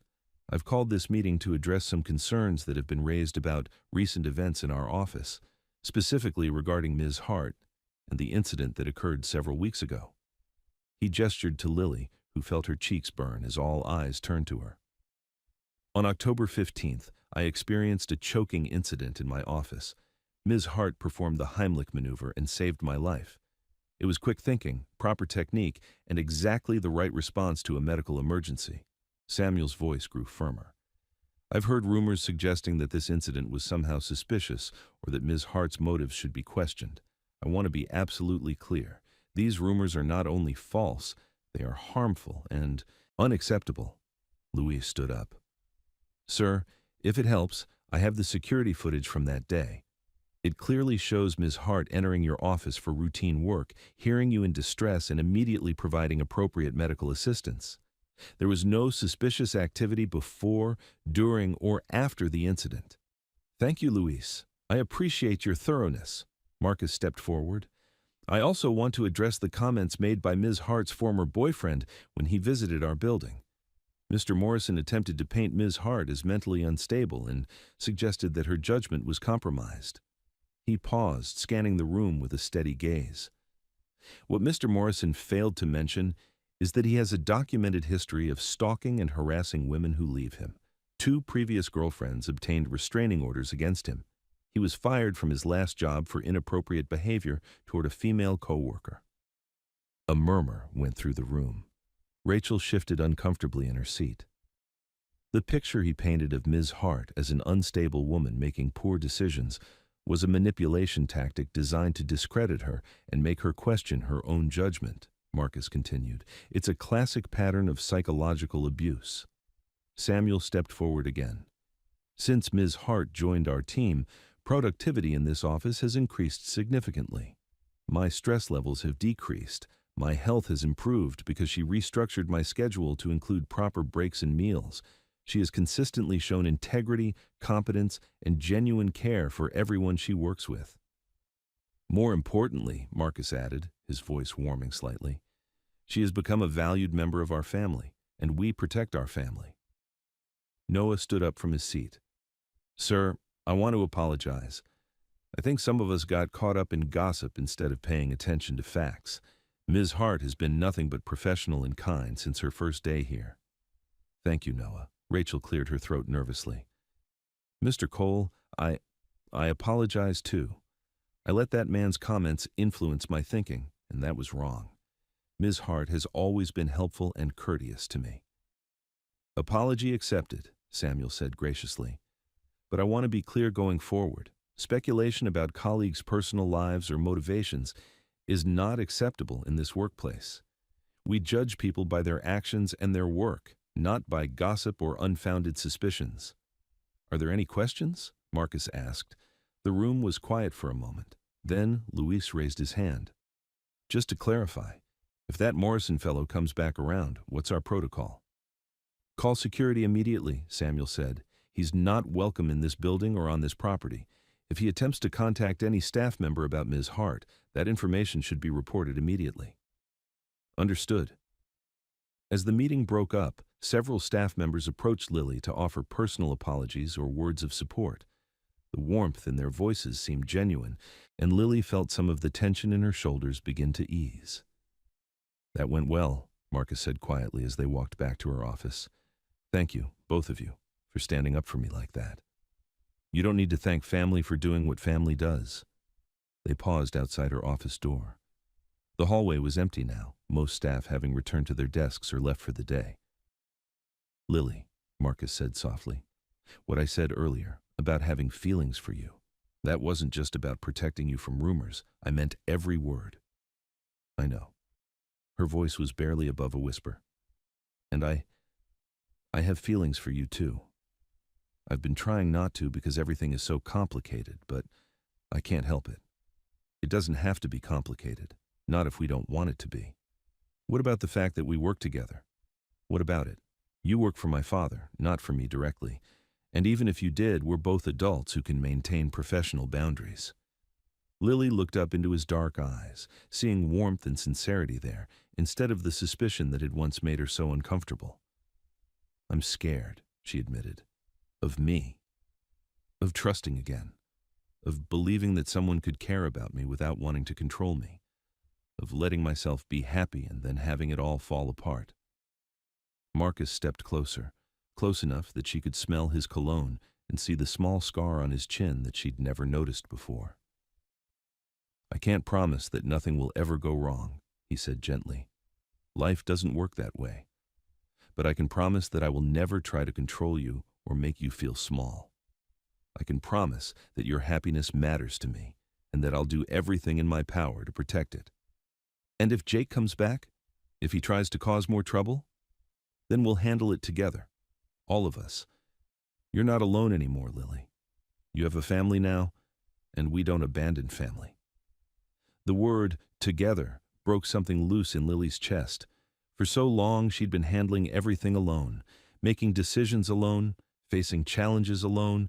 The idea of having someone stand beside her, someone who chose to be there instead of someone who trapped her there, was almost overwhelming. Okay, she whispered. Okay? Okay, let's try this. Whatever this is between us, let's see where it goes. Marcus's smile was brilliant, transforming his entire face. Can I take you to dinner tonight? Somewhere nice where we can talk without worrying about office politics or ex-boyfriends or anything except getting to know each other better? I'd like that. Good. Because I've been wanting to ask you out for weeks and I was running out of professional excuses to spend time with you. Lily laughed, feeling lighter than she had in months. What kind of excuses? Security consultations, schedule coordination meetings, very important discussions about office supply efficiency. Office supply efficiency? I was getting desperate. 3 months. Later, Lily sat in Samuel's living room, helping Diane plan a small holiday party.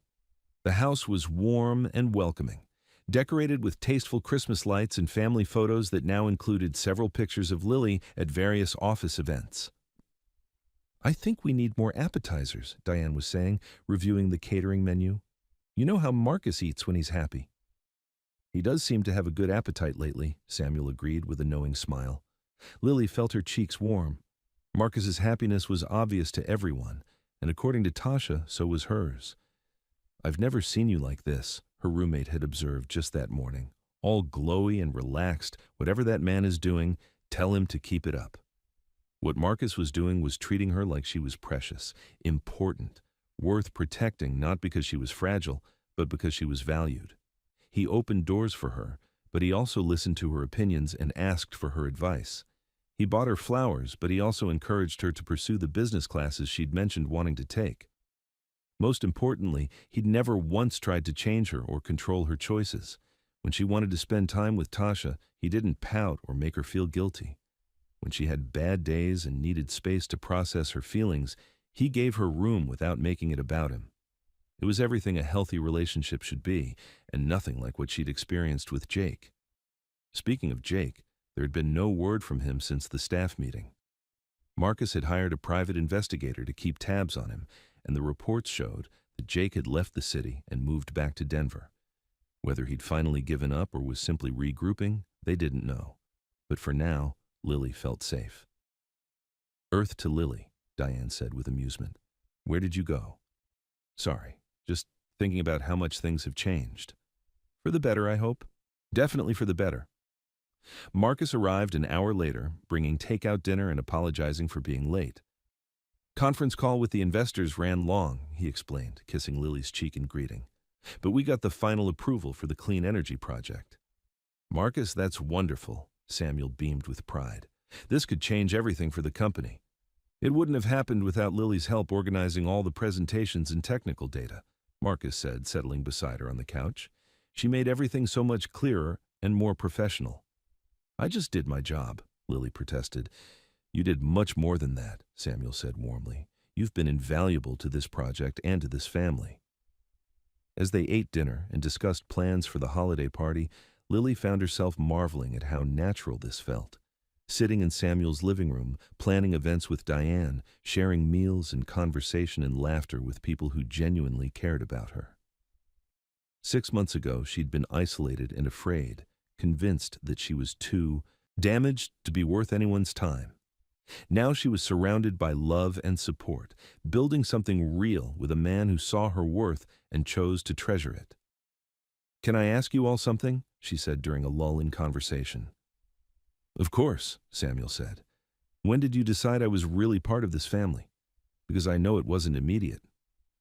Samuel and Diane exchanged a knowing look.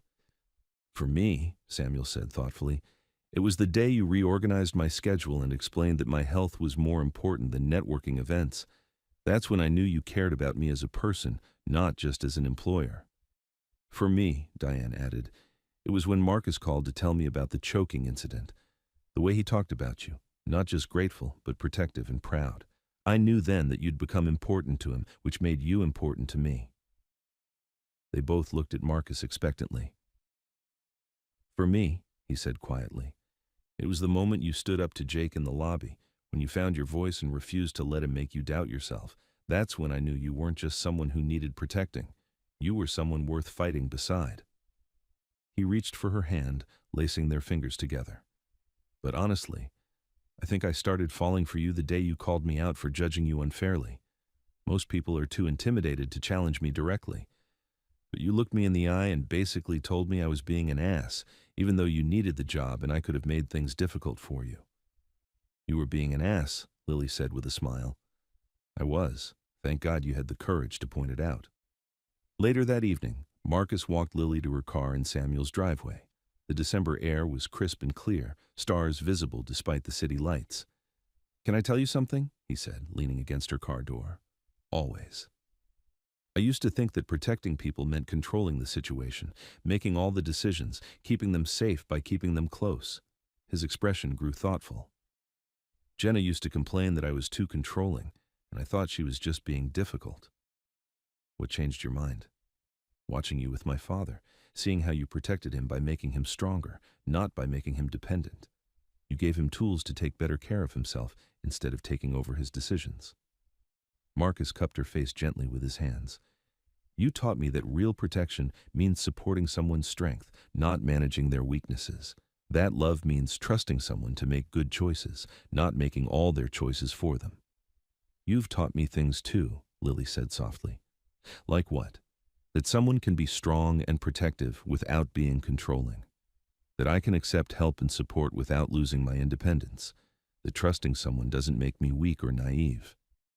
And that I deserve to be loved for who I am, not for who someone wants me to become." Marcus kissed her. Then, soft and sweet under the starlight. When they broke apart, he rested his forehead against hers. "I love you," he said simply. "I love you too." They'd said the words before, but tonight they felt different, deeper, more certain, like a promise instead of just a feeling. "What happens now?" Lily asked. "Now we build something together, something real and lasting and good." Marcus smiled, the expression transforming his entire face. "Something worth protecting." As Lily drove home that night, she thought about the journey that had brought her to this moment, the fear and uncertainty of leaving Jake, the desperate job search that had led her to Samuel, the gradual building of trust and friendship with the Cole family, the slow, careful development of love with Marcus. It hadn't been easy. There had been moments of doubt, times when she'd wanted to run rather than risk being hurt again. But she'd stayed. She'd chosen to trust, to hope, to build instead of simply surviving. And now she had something she'd never thought possible. A life filled with people who valued her, work that fulfilled her, and love that made her feel strong instead of small. 6 months ago, Marcus had looked at her and seen danger. He'd been right in his way. She was dangerous to anyone who tried to control her, to anyone who underestimated her strength, to anyone who thought they could define her worth. But most importantly, She was dangerous to the fears and limitations that had once controlled her own life. She'd faced them down, overcome them, and built something beautiful in their place. As she pulled into her apartment complex, Lily smiled at the security camera Marcus had installed. It had been meant to protect her from Jake, but now it felt like a symbol of something else entirely. The way love could transform fear into safety, isolation into belonging, and broken dreams into new possibilities. She was home. She was safe. She was loved. And she was exactly who she was supposed to be. 1 year later, Lily stood in the small kitchen of her new apartment, the one she shared with Marcus now, preparing coffee for their Saturday morning ritual. Through the window, she could see the city waking up, people heading out for weekend errands and adventures. Marcus emerged from the bedroom, hair messy from sleep, wearing the soft gray sweater she'd bought him for Christmas. "Good morning, beautiful," he said, wrapping his arms around her from behind. "Good morning yourself." She leaned back against his chest, savoring the warmth and solid strength of him. "What's the plan for today?" "Farmer's market with Tasha this morning, lunch with your father and Diane, and tonight—" She turned in his arms with a mysterious smile. "Tonight? Tonight you'll have to wait and see," Marcus groaned dramatically. "You know I hate surprises. You'll like this one." They spent the morning at the farmer's market, buying fresh vegetables and flowers, running into co-workers and friends, living the kind of normal, happy life that Lily had once thought was impossible for someone like her. At lunch, Samuel regaled them with stories about his latest business venture, while Diane offered running commentary and gentle corrections to his more dramatic embellishments. "You're glowing again," Diane observed as they finished dessert. "Both of you. It's almost nauseating how happy you are." "Thank you," Lily laughed. "It's good to see," Samuel said more seriously. "You both deserve this happiness. You've built something real together." That evening, Lily led Marcus to their small balcony, which she decorated with fairy lights and candles. "What's all this?" he asked, looking around at the romantic setup. "It's been exactly 1 year since you first told me you had feelings for me," she said. "I wanted to celebrate." "You remember the exact date?" "I remember everything about that day. The staff meeting, the way you stood up for me, the way you looked when you said you'd fallen for me." She stepped closer to him. "It was the day my whole life changed." Marcus cupped her face in his hands. "Mine too." They stood together on the balcony, looking out at the city lights, talking about their memories of the past year and their hopes for the future. Marcus told her about the business expansion plans he'd been working on. Lily shared her excitement about the management courses she was taking. "I have something for you," Marcus said eventually. "We're not exchanging gifts, we agreed." "It's not exactly a gift." His voice was nervous in a way she'd rarely heard. "It's more of a question." Lily's heart started beating faster as Marcus reached into his pocket. "Marcus, I know we said we'd take things slow. I know we both have complicated histories with trust and commitment." His hands were actually shaking as he pulled out a small velvet box. "But I also know that I want to spend the rest of my life making you feel as loved and valued as you make me feel." He dropped to one knee on their small balcony, opening the box to reveal a simple, elegant ring. "Lily Hart, will you marry me?" Through her tears, Lily saw everything they'd built together. The trust, the love, the way they'd chosen each other every day, even when it was difficult. "Yes," she whispered. "Yes, of course, yes." As Marcus slipped the ring onto her finger and kissed her under the fairy lights, Lily thought about the scared woman who'd walked into that job interview over a year ago. The woman who'd been convinced she was too damaged to be worth loving. That woman had been wrong about so many things, but she'd been right about one thing. Sometimes walking through your fear is the only way to find what you've been looking for all along. And sometimes the thing you've been looking for finds you first.